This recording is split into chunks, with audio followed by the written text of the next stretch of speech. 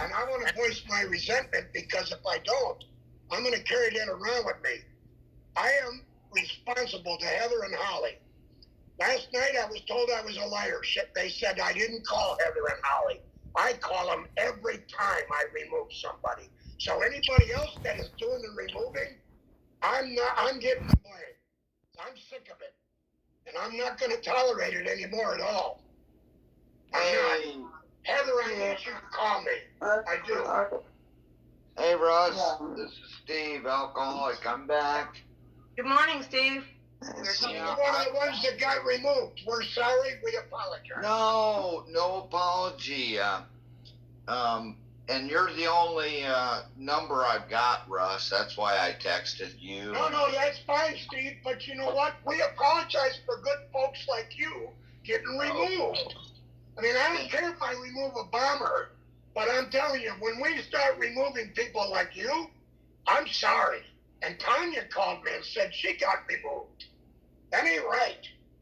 Well, that's... No, I mean, it's a fake, a bomber is getting co-hosted, but we really, I mean, after all this time, we really need to make sure their video's on before they're co-hosted, period. Well, let me tell you a little secret. It's happened so many times. With today's technology, I wouldn't doubt it if a bomber had the ability, depending on who it is, that they could come in here under one of our names and get co-hosted. Right, that's what I'm saying.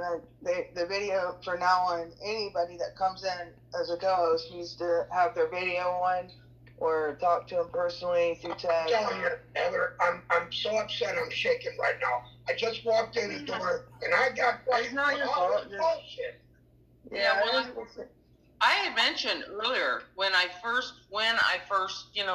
first came in, I was like, I said, because I could see that the host was co-hosting people, and we were having like the meeting before that, Carmen and I were just talking basically, and they kept coming in, our trolls, right?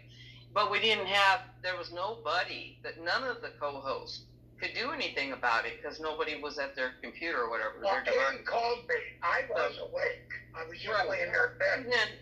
Right. I had the volume down, but I came in and started doing what you said, Edie. I started co-hosting people. Yeah, and I mentioned then, I said, well, go ahead, please, and I think my camera was on, maybe it wasn't, but you could hear my voice, and I was saying, please, go ahead and co-host me, but it's like when it transfers over from host to host, I'm like, did Jason actually host a fake Russ?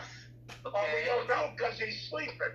See, I take over between 4 and 6 every morning, and then Heather gets it at 10. So here's the deal.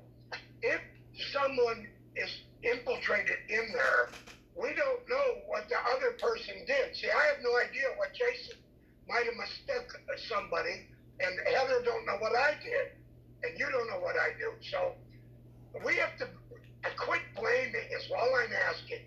See, I'm the host, and I'm the bad guy, so people automatically go to Russ, and I'm getting sick of it. I've been dealing with it for 8 months now, and I'm tired of it. My name's Steve. I'm an alcoholic. Yeah, sure. Good morning. Hi, Steve. I immediately, when I accidentally got removed, remember, I don't know if it was one of the last few days that Jolene was alive. Yeah. And she was hosting a meeting, and I'm just gonna call it what it is. Jamie went on one of her rants for being removed, and she went psycho on here. I shouldn't be that way, but I'm just calling it what it is. And Jolene, just calm as she always was, just said, maybe you ought to get in. Maybe it was a chance to get into service. Now just calm down.